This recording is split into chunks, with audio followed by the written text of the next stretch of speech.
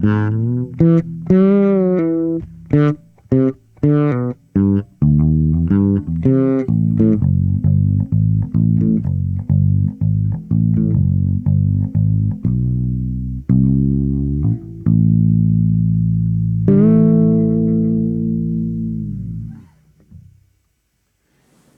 how you doing? It's Martin Cliffe here. Welcome to another video and the final step in the journey through my guitar collection for 2022.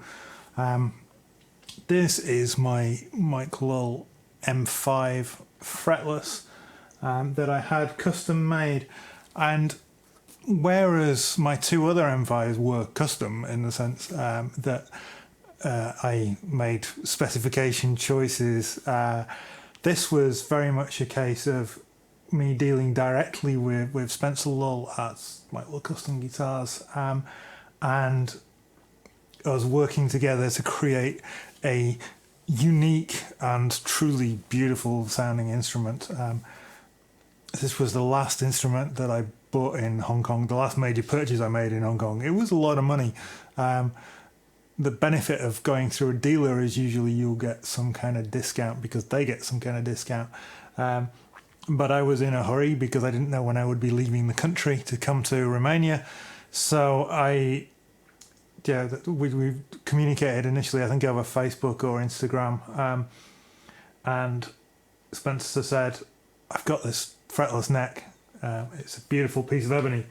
It really is. It has some lovely, just kind of lighter streaks in it in places. It's aligned fretless, so I can actually see where I'm playing. I can play an unlined fretless, but I'm definitely more confident on a lined fretless bass. It's a 35-inch scale.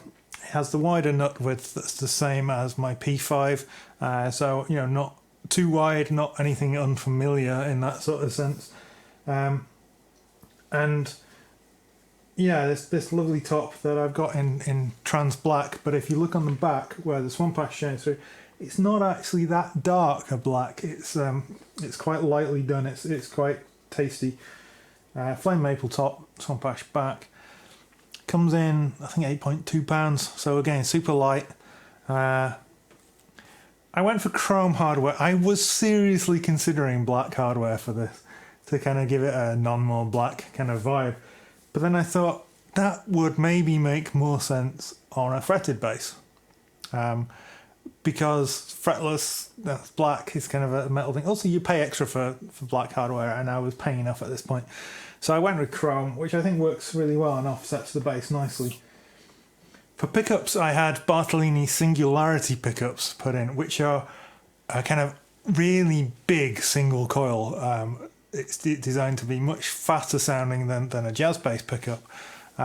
Sounds more like a P bass pickup, but in a soap bar housing.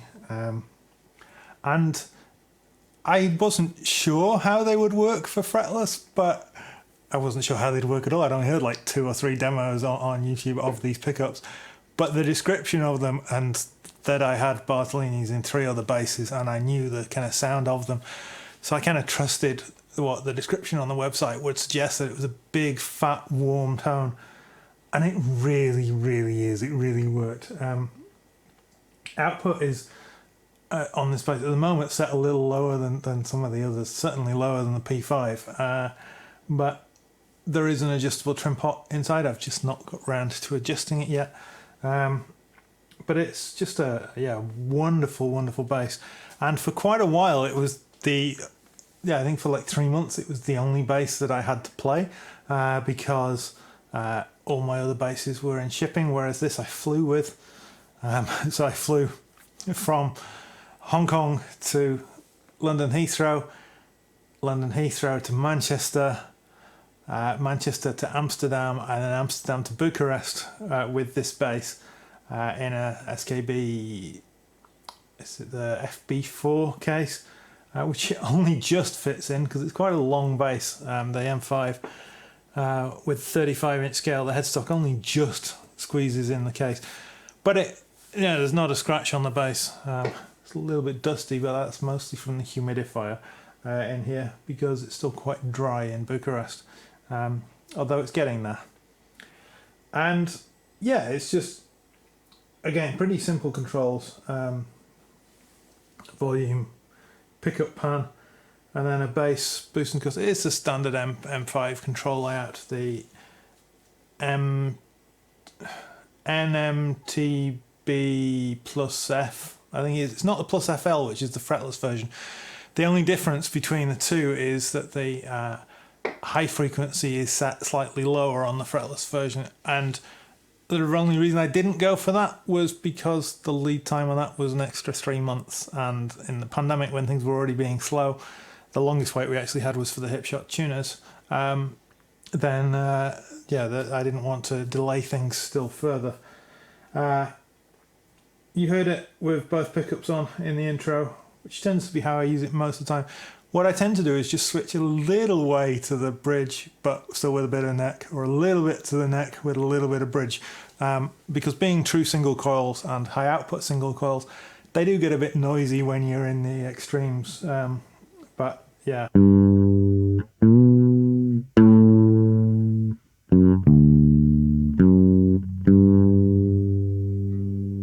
Just the neck.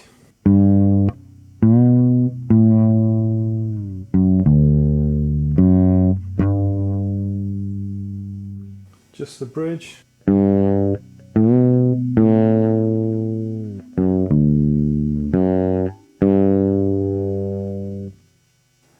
Now, to me, I can hear noise on that, but if I roll it back a little way, so that's all the way, that's a little bit more bridge focused, it's a bit pokey.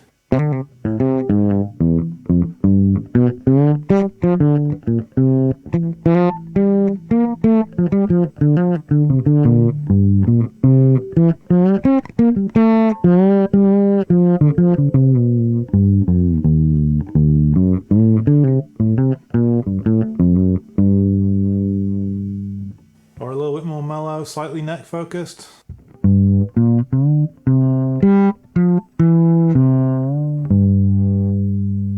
It's definitely got a little bit more of that acoustic bass kind of tonality to it in my book. Don't use the controls, the EQ very often. Sometimes I'll roll off a little bit high end, get it a bit more woody. Maybe add a tiny little bit of low mids.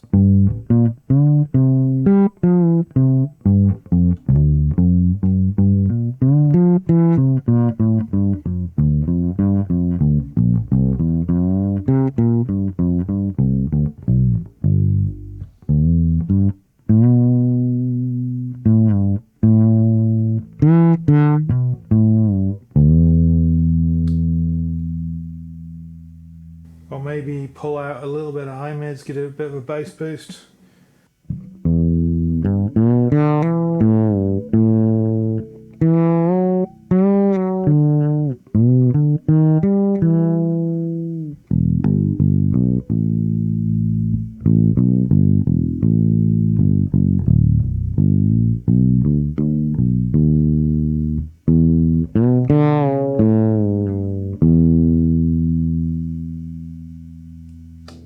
But really, it was just that big fat tone that I fell for.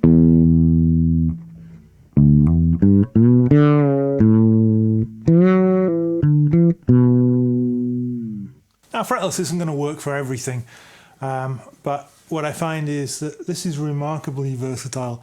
And also the big advantage that I hadn't thought about, but when I had the issue that when I came back from my 3 months in the UK and all my instruments had protruding frets, this doesn't, because it doesn't have any frets. So this was the thing that I went to play straight away. This is my Les Paul, which hadn't suffered too much, but yeah, it was great to have a bass that I could play, because I was playing at church within 2 days of arriving back in Bucharest.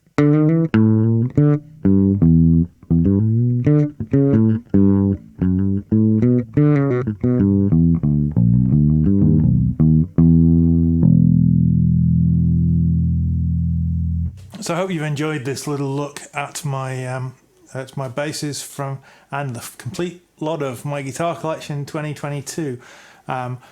It's not as minimal as it could be, but it's a lot more minimal than it was, and definitely getting to a point now where everything in my collection has a very specific role, ticks very specific boxes, does its own thing, and so yeah, I would find it difficult, I think, to drop much below where I'm currently at. I have no need to, because everything has its purpose, and that's one of the key kind of components really of the minimalism process is, does it fulfill a specific purpose? Is it something you use? Is it something that sparks joy? And these 4 basses, these 16 instruments, tick that box, tick several of those boxes. So thanks for watching, take care, see you next week with something new.